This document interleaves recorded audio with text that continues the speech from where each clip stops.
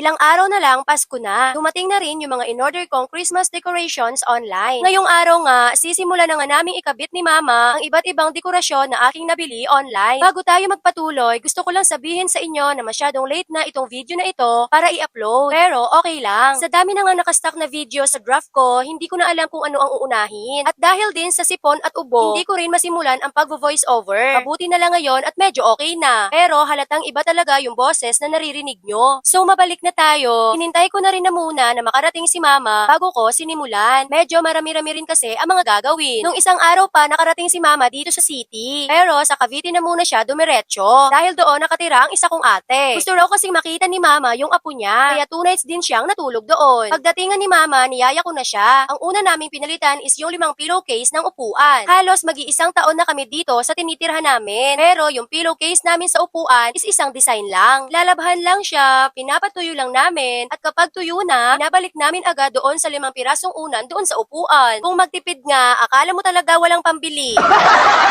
Ang next naman naming pinalitan ni Mama is yung kurtina sa bedroom namin ni husband ko. Isa rin ang kurtinang ito. Nag-iisa lang din talaga siya. Ang kurtinang ito, nabili ko nung lumipat na kami dito. Tapos, simula nung nalagay ko siya dyan, never ko pang napapalitan yan. Hindi naman sa ayaw kong palitan. Kahit anong gawin ko kasi para maghanap ng magandang klase ng kurtina, wala talaga akong mahanap. Ngayon lang din ako sinipag na palitan itong kurtina namin dahil binagay ko rin siya sa okasyon ngayong December. At dahil magki-Christmas na nga, ang binili kong kurtina is pang Christmas din yung print. Sa loob ng 9 na buwan, sa wakas, napalitan na rin yung kurtina namin.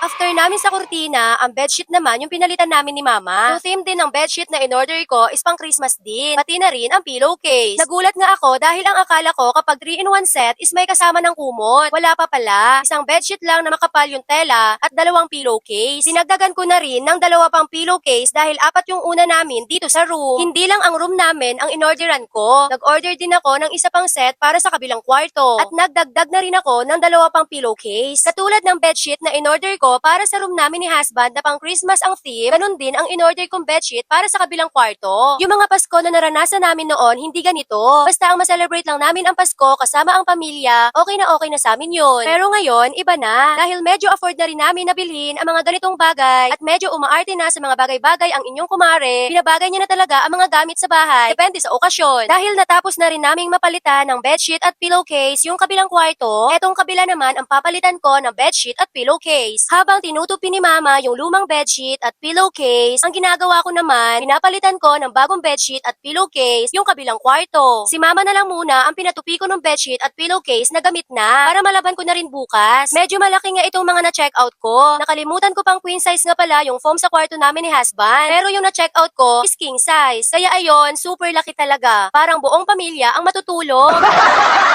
Hindi rin ako sure sa size ng foam dito sa kabilang kwarto. So ang check out ko naman dito is for family sizes. Tulad sa kabilang kwarto, malaki din ito. Okay lang naman din kahit sumobra yung mga sizes na nabili ko. Kasi yung mga nabibili ko noon, palagi na lang kumakapos. Kahit tama naman yung size. Natapos na naming mapalitan ng bagong kurtina yung kwarto ko. Mapalitan ng bagong bedsheet at pillowcase itong kwarto ko, pati na rin yung kabilang kwarto. Paglabas ko nga, hindi pa rin natatapos si Mama sa pagtutupi. Habang tinatapos ni Mama ang pagtutupi, ang next ko namang ginawa is ikabit na ang mga Christmas decorations. 2 pirasong banner ang binili ko, pero 1 piraso lang ang nagamit. Wala na kasing may mapagsasabitan pa yung isang banner. So itong isang banner lang ang nalagay ko. Taon-taon, sa probinsya talaga kami nagsa-celebrate ng Pasko namin. Pero ngayong taong 2025, dito namin isa-celebrate ang Christmas Day para maiba naman. Ewan ko na lang kung may pinagkaiba.